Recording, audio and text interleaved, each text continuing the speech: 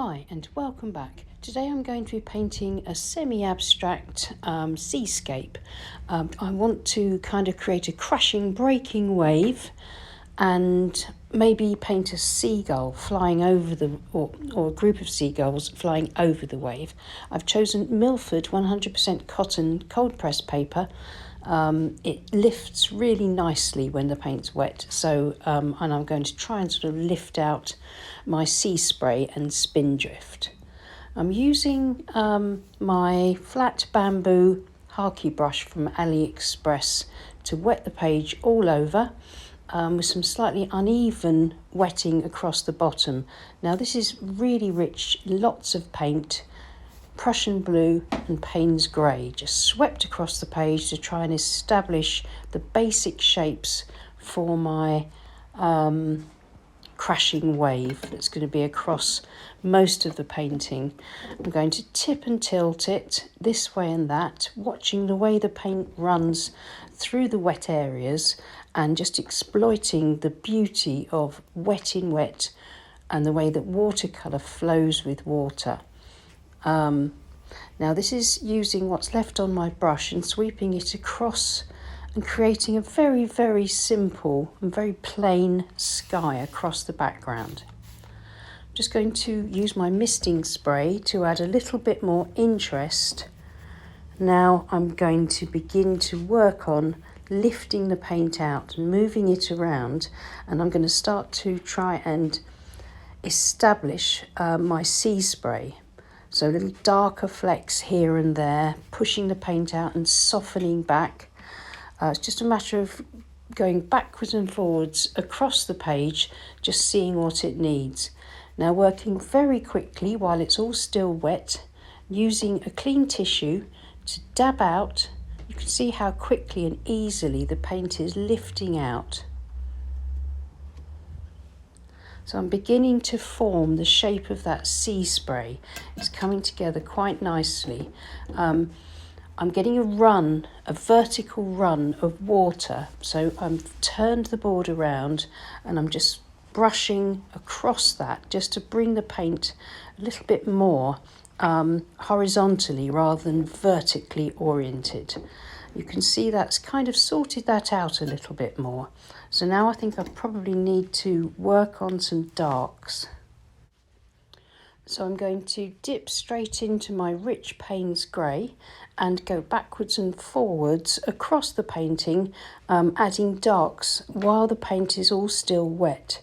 The very rich paint will stay dark in places, and as the paint runs out on the brush I get more of a sort of greyer colour, and I can build up my shadows this way and then go back in with tissue and blot out or lift out some more if I need to.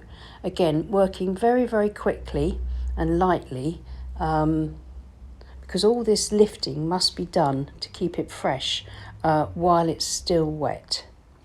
I've only been painting now for about 2 or 3 minutes, so the paper is still nice and wet. Millford stays wet for quite a long time. It's a lovely paper and I highly recommend it.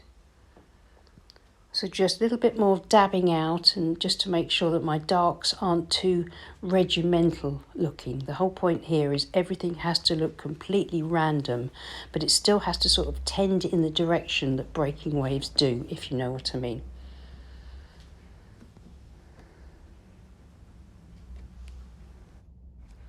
And then a quick look to make sure it's looking okay, and then I'm going to leave it alone and not touch it anymore because I think it looks very fresh. I'm very happy. If I do any more to it, then I'll begin to overwork it. So now I'm going to leave it to dry completely and then come back, and I'm going to think about painting in some seagulls or a seagull. So I'll see you in a bit when it's completely dry.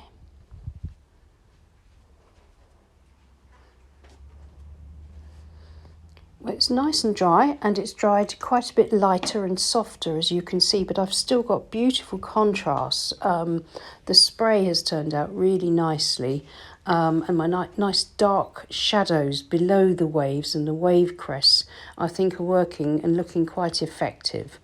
So now I've decided I want one feature focal point gull, and I'm just trying to work out exactly where to put him, because once I commit to the seagull's position, that's it really.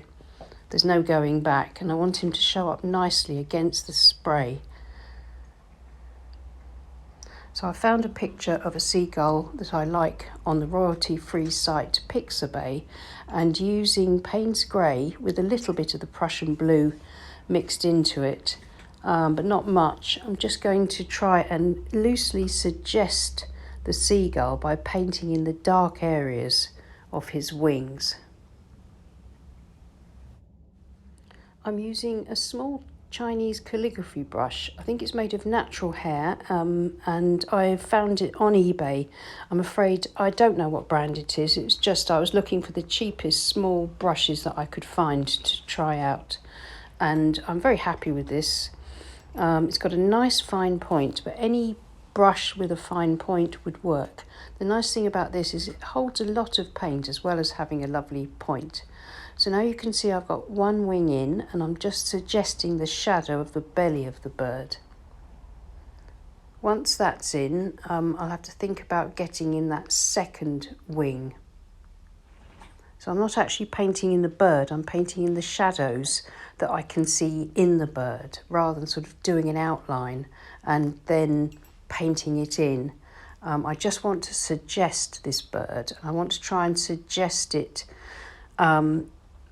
in flight, in movement, so I don't want it to look too static. I think that would clash with the style, the abstract style of the breaking wave. So any white parts of the seagull I'm leaving as the unpainted paper, and just adding in marks and shadows to try and pick out and suggest the gull. And using the fine point of the brush, I'm going to put in his legs, just sort of slightly trailing underneath the body to give the idea of him sort of like launching over the wave and checking out and seeing if the sea's going to be throwing up any tasty treats.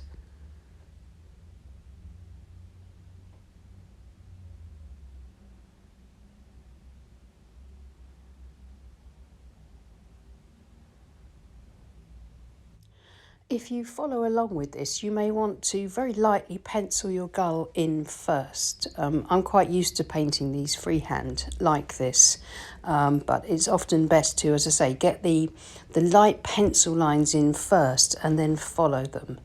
A painting like this, of course, is so sort of abstract and haphazard that every single time you try something like this, it'll end up looking completely different. And there's something quite liberating about painting like this sometimes. It's a very different experience from trying to paint a particular photograph of a landscape, where you're trying to definitely represent the hills in the right place, the trees in the right place, with the right sort of tonal values in the right place, aerial perspective, all that sort of thing.